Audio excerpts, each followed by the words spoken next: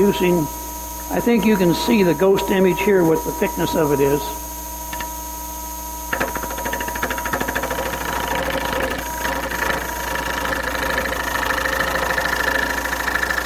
I'm watching the image up here. If I watch right here, I really can't see anything. But I watch up here, and I can see as the thickness is reduced.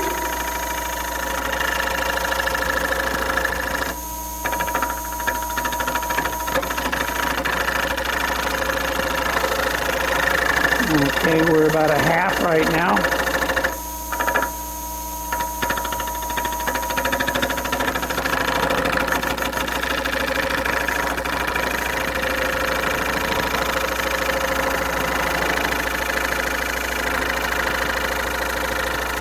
And there's about 5/16.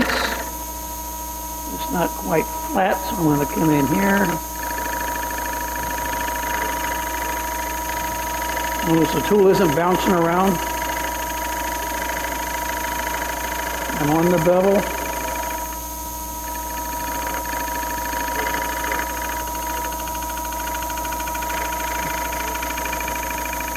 Okay, that's the thickness I'm going to shoot for. I'm going to start reducing this mass out and the thickness at the same time.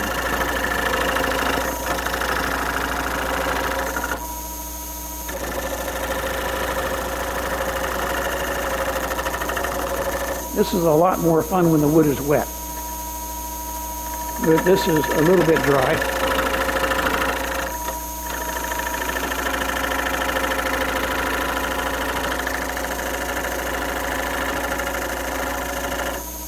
Now I just had a thought.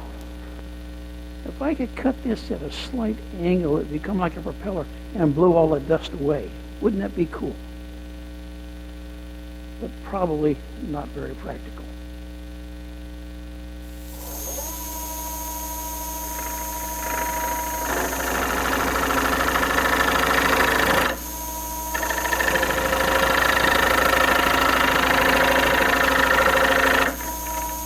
You can see this is a little bit on the messy side.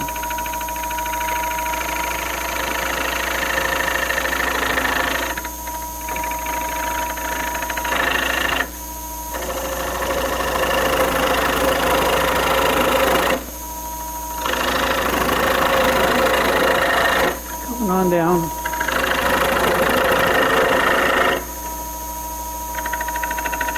And you keep up this procedure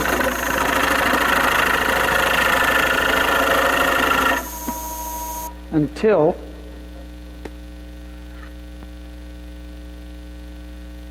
this comes down.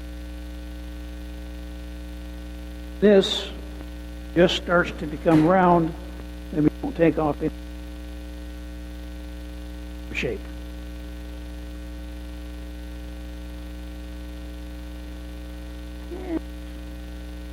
It'll get there. Yeah, sure.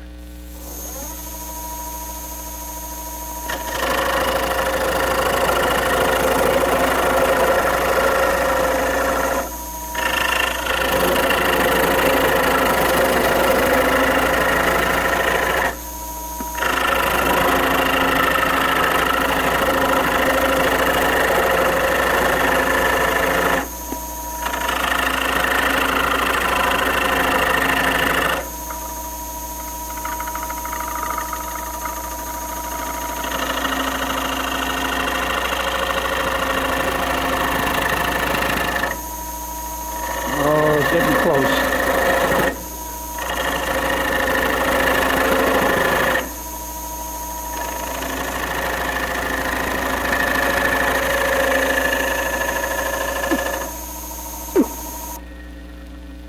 I think, okay, we're almost round over here. Apparently the faceplate wasn't centered exactly. So we have about a 1/16 of an inch more over here than we do there. That's right. I'm going to take off some more of this, get it out of the way so we can kind of develop our shape.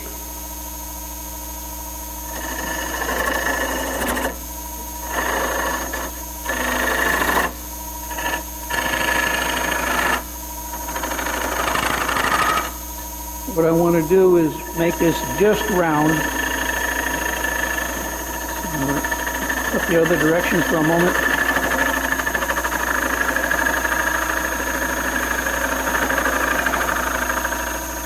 The goal is to have the sides of the wings match the diameter of the join.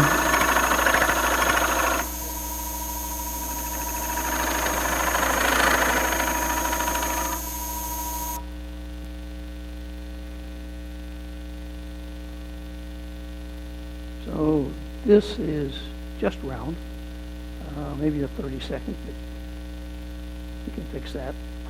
So now we can decide, okay, this defines the wings. They're a little rough, so we have two choices. I can shear cut and try to clean them up, or sand it into submission.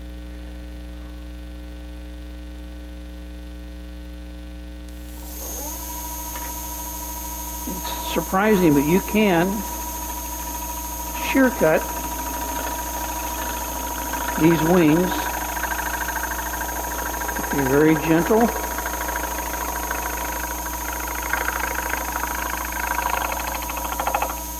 And don't let that tip stray into the void. Not bad for cherry. So now I'm going to flatten this down a little bit so I can create my tenon. Because we are going to have to turn this thing around.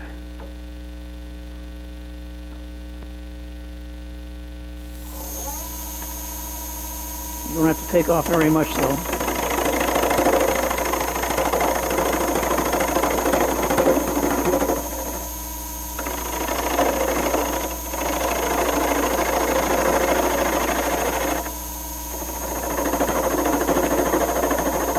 And luckily you don't need very much for a tenon.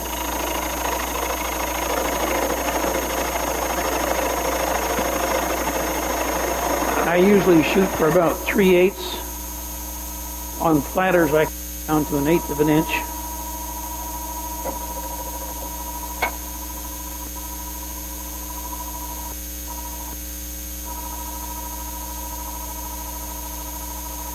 See how quickly that stopped and started?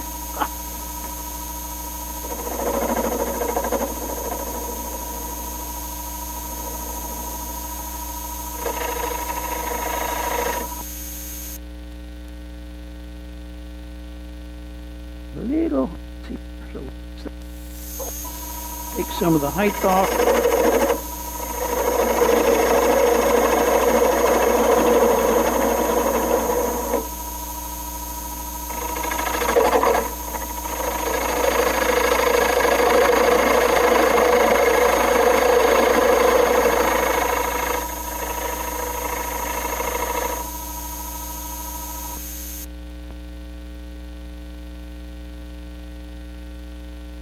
Diameter for something of this size, about 2.5 inches in diameter here. About 3/8 here. I'm a little shorter here, but I'm not worried. I have the tool.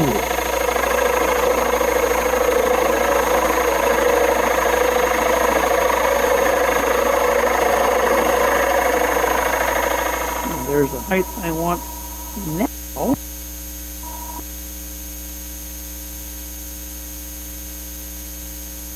Setting this direction.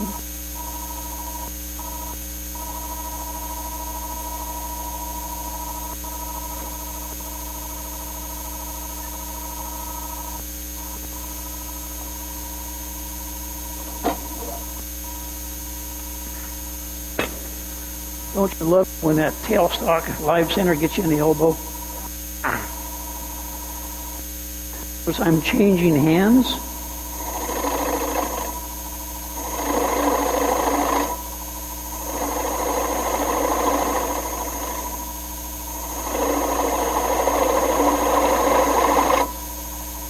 And as I remove some mass here, I'm thinking to myself, what do I want this to look like? It's a little tall.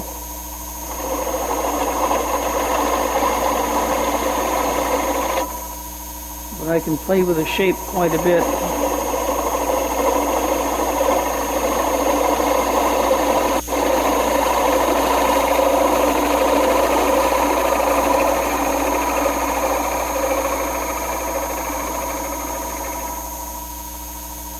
I've got a lot of latitude in shape. So I think I'll give it kind of a pedestal bottom.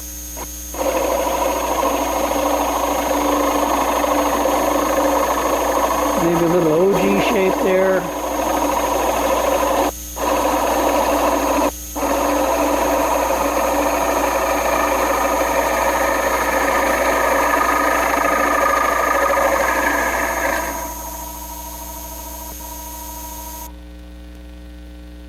See how nasty it looks. So this line, if I take a little bit of meat out of this shoulder right here, it should flow right into there. That's the plan.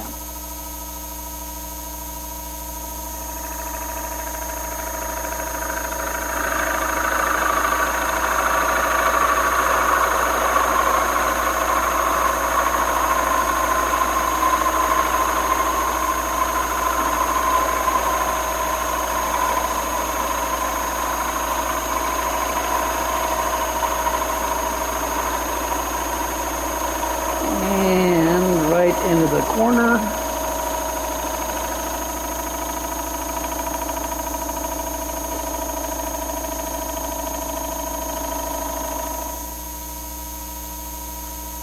Still a little hard edge right here.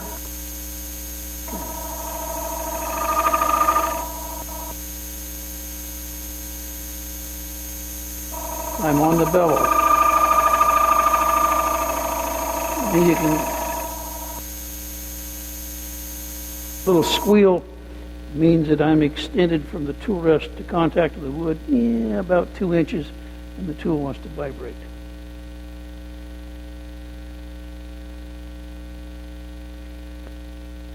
This is cherry. A little tear up there on the end grain. But beyond that, not.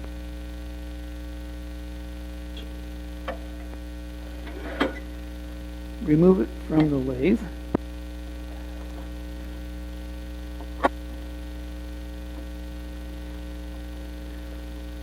Mount it in a chuck and take out anything on the inside that does not belong there.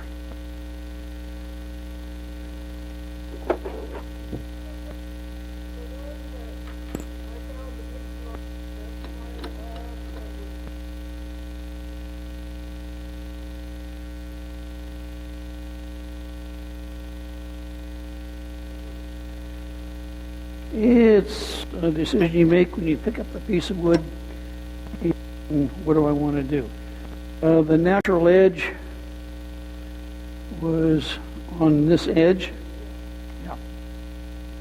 So just a narrower piece of wood, or a little deeper in the log, so that there was bark. The bark did not retain on that. You can see the ragged edge where it had been.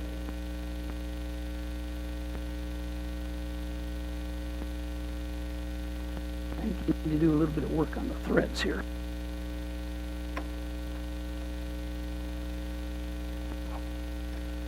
But it couldn't be my chuck. Nah.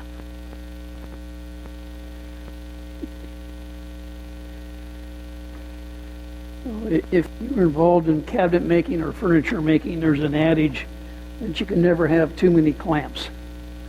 And as a wood turner, you're always one chuck short. And surprisingly, I find I'm in that situation on occasion, and I own 7 chucks.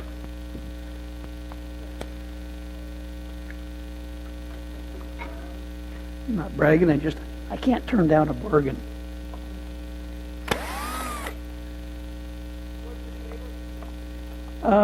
I use one-way chucks because I think they have better holding power and better mechanical advantage than the ones made by Nova. I do admire Nova for making all of their jaws fit all of their chucks. Unlike one way where if you have a strong hold, you can only use strong hold jaws.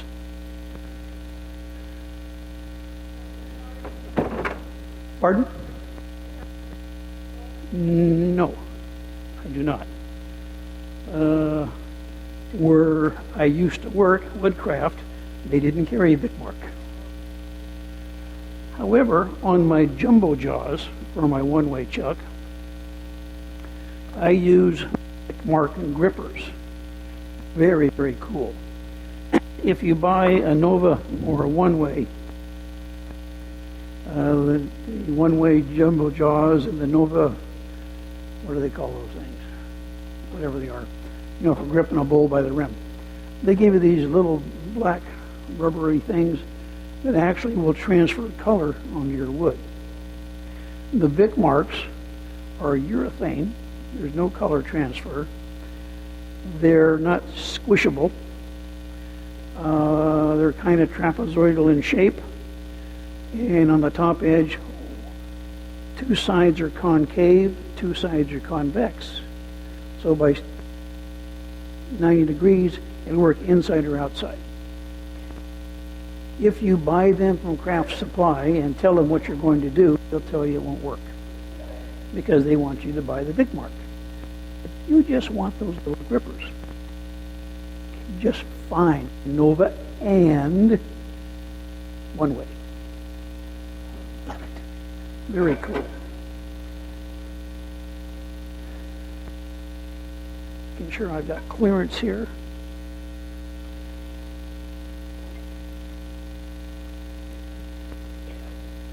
Stand over to the side.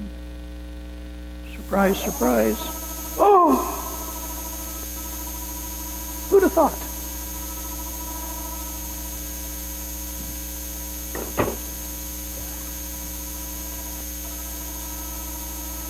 This tool you hardly see these days, but when I first started turning and started exploring different degrees of quality and gouges, at that time the best one manufactured was by Jerry Glazer, guy out of California. And they were awesome compared to the rest of the gouges available. And this was his handle. I don't understand how it happened, but after 6, 8, 10 years, the thing was down to here. And I couldn't sharpen it anymore. And then Dave said, well, just take it out, put it in one of mine. What a wonderful idea. Shazam. A really cool handle, which was patented, and the world's best gout. What more do you want? Okay, I've got the tool rest at the height where when the tool is on its side ready to go in, I'm right at the center point. How easy this tool goes in with that narrow nose.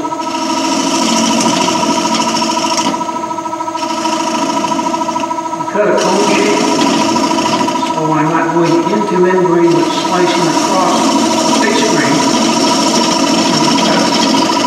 Makes it much easier and quicker. The way I like to hollow, I go down about a half inch.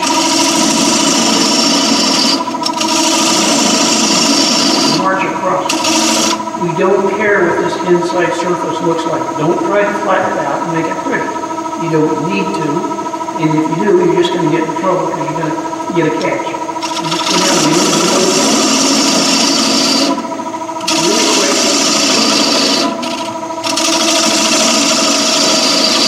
I timed myself one time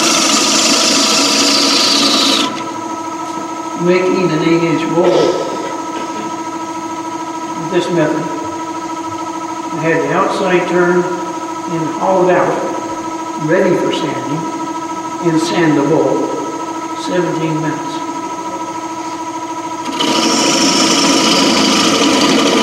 And I took on that kind of silly exercise because I had watched one of the world's best turners demonstrate up in Anacortes how fast to turn the bowl. I think he like 8 minutes from a blank, which was round, to a bowl which needed hardly any sanding.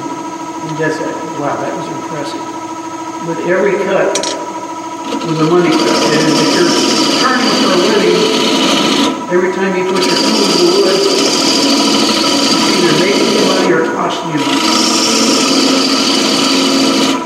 And it's all about efficiency.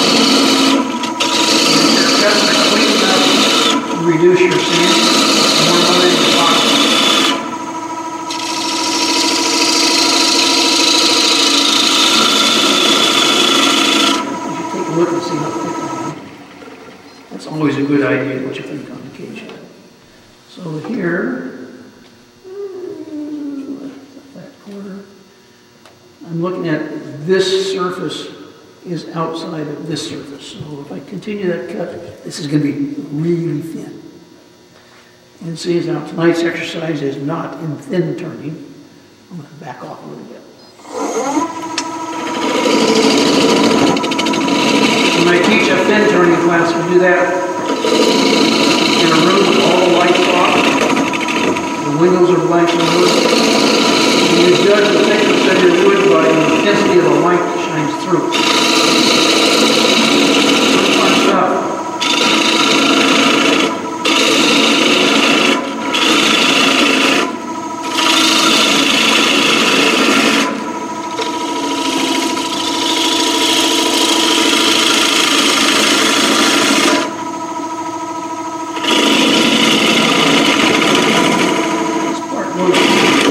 Relatively quickly. You get all the out of the only step that's important is the last one. Well, actually, I shouldn't say that.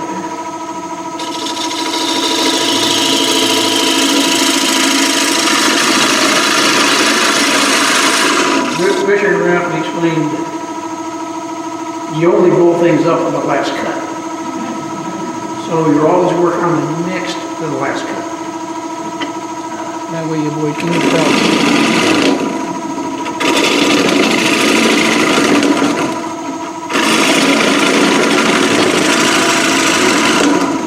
Now getting into where ending the tool is quite a bit. Start complaining in a minute.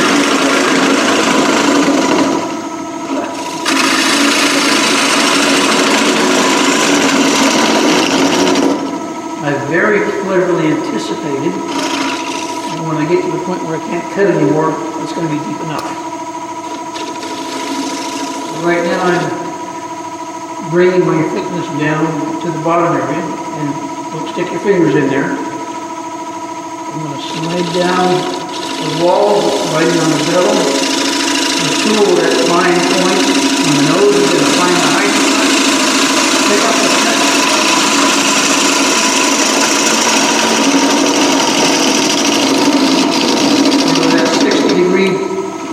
Angle on the nose, I'm on contact with the bevel all the way around through that transition and across the bottom. I've had some rather spirited discussions with other turners who have, and if you're one of these guys, I apologize, but 3, 4, 5 gouges, each with a slightly different angle on the nose. And I don't understand why they need so many. And they don't understand how I'm able to do this without. But it all comes down, neither is right, neither is wrong. It's how you learn to use your gouge. For instance, when you come down and you make this transition, I like to as flying an airplane. When you fly an airplane, you want to turn, it doesn't make a flap like your car. You bank like this. And the same thing, when I'm making this turn down at the transition, we go down the side, the bottom. As I get down here, I drop the handle down a little bit, roll the tool a little more, bring the handle back, always on the bevel, and right across to the center point.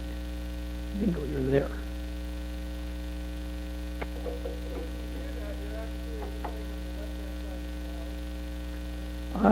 No. No, if I roll this flute up so that I'm cutting up there, I'm going to get a catch. Well, yeah, that's what I thought. But no, I'm always, if I'm cutting to my right, I'm always on the right side of the gouge. When I come across here, and down the wall on the bevel, I get over here, I drop the handle down, and I rotate over. But at no time does this flute come vertical. And I don't cut with the left side of the gouge when I'm going to the right. It might look like it, but one of the advantages of that narrow nose is it's going to just slide instead of with a standard size nose on a gouge where it's the width of the flute. It wants to catch on the top side, and really catch is the operative word.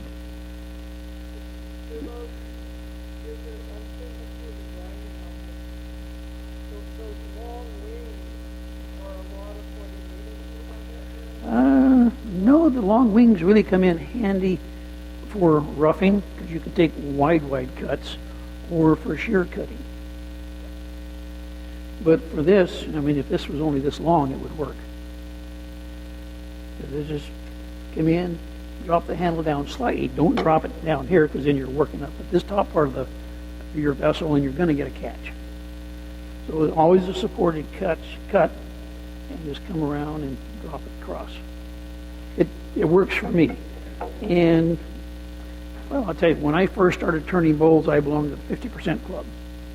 I blew up half of everything I tried, and out of 10 bowls, I ended up with some firewood and 5 ugly ones. Until I started going to classes and asking questions and analyzing every time I had a mistake or blew one up, put the pieces back together if you can't find them, and see what you did. Quite often it's because you had a little shift of attention, let us say, and suddenly the flute was up. Or you weren't on the bevel, or you're trying to force a cut because the tool was dull, or you're presenting it to the wood in an improper fashion. I'm much better now. I don't think I've blown up a bowl of my own. I say that with tongue in cheek because I teach at Woodcraft, and I teach 4 students at a time, and almost always, well, not always, probably 1 out of every 3 or 4 classes, somebody, because they get airtime in the bowls, end up with pieces. It's not my fault. I told them to slow down. Flute up. At this juncture, in my shop, this would be thinner, and I wouldn't be using cherry, and it would be sandable. So I've done these where these wings are a fat 16th with wet wood, because wet wood cuts much easier and is much easier to control the cut with wet wood. And dry wood is stiffer. That's a good thing. It's stiffer. That's a bad thing. And it resists the cut. But if you want a lot of fun, try this with a drone when it's wet. Yes.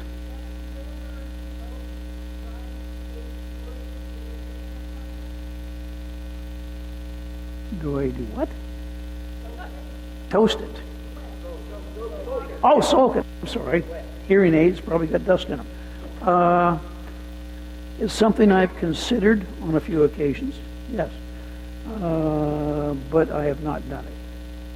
I don't see why you couldn't. Because if wood is, let's say, twisted or it's got a bow in it or a problem, you can always wet it and force it back into straight. And they work fine. I wonder if Madrone would do that after it's gone all potato chip shape. That'd be fun. Oh, somebody said, no. Been there, done that. I remember a few years ago, during one of our hot summers, I turned a Madrone platter, probably 7-8 inches in diameter. I turned it thin, just for something to do. And I put it out in my driveway, and I watched it. It just, like it was alive, but just went all wonky. I sold it. Oh, how'd you do that? I have special tools. We call that character. We charge extra for character. Huh? Any other questions? Well, visit my website or invite me back again. It's always fun coming here. Thank you very much.